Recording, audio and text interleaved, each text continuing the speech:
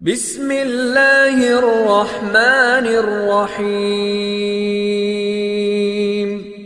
Class میں جب اگلے بچے کو مار پڑتی تھی تو ہم سوچتے تھے اب ہماری باری ہے۔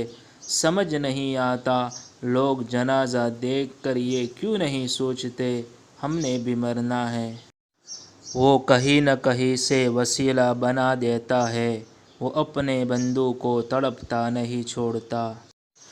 جو زیادتی یہ سوچ کر کی جاتی ہے کہ کوئی میرا کیا بگاڑ لے گا، تو پھر ایسے معاملات اللہ کی بارگاہ میں بڑی جلدی پہنچ جاتے ہیں۔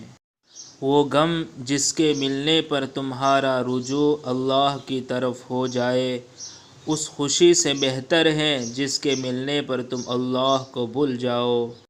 ہر حال میں اللہ کا شکر ادا کرو، وہ برداشت سے زیادہ دکھ نہیں دیتا لیکن اوقات سے زیادہ سکھ ضرور دیتا ہے۔ اپنی آواز بلند کرنے کے بجائے اپنی دلیل بلند کرو، کیونکہ پھول بارش کے برسنے سے کھلتے ہیں، بادلوں کے گرجنے سے نہیں۔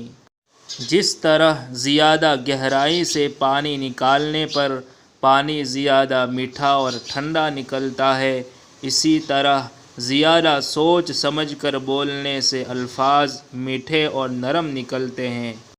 جس طرح پھول اپنی مہک سے فضا کو معطر کرتا ہے، جس کی وجہ سے لوگ اس کی طرف کھینچے چلے آتے ہیں، اس کو پیار بری نظر سے دیکھتے ہیں، اسی طرح اچھے اخلاق والا انسان اپنے اخلاق و کردار کی وجہ سے لوگوں میں اس طرح مقبول ہوتا ہے کہ ہر کوئی اس کو اپنا محبوب بنا لیتا ہے۔ مت کرنا کبھی غرور اپنے اوپر اے انسان، کیونکہ تیرے رب نے نہ جانے کتنے مٹی سے بنا کر مٹی میں ملا دیے۔ گھر سے ایک مسافر چلا جس کے کچھ ارمان تھے، کچھ قدم آگے چلا راستے میں قبرستان تھے، قبرستان میں ایک ہڈی ملی جس کے کچھ بیان تھے۔ اے مسافر سنبھل کے چل، ہم بھی کبھی انسان تھے۔ ناظرین، اس طرح کے دلکش دینی باتیں حاصل کرنے کے لیے اس چینل کو سبسکرائب کر کے بغل میں گھنٹی کے نشان کو بھی دبا لیجئے تاکہ ہر نئی ویڈیو آپ تک سب سے پہلے پہنچے، اور ویڈیو کو لائک بھی کیجئے۔ اس ویڈیو کو شیئر کر کے دوسروں تک پہنچانے میں ہماری مدد کیجئے، اور ہاں کمنٹ ضرور کیجئے کہ کس کس نے اس ویڈیو کو دیکھا اور آپ کو ویڈیو میں کون سی بات اچھی لگی۔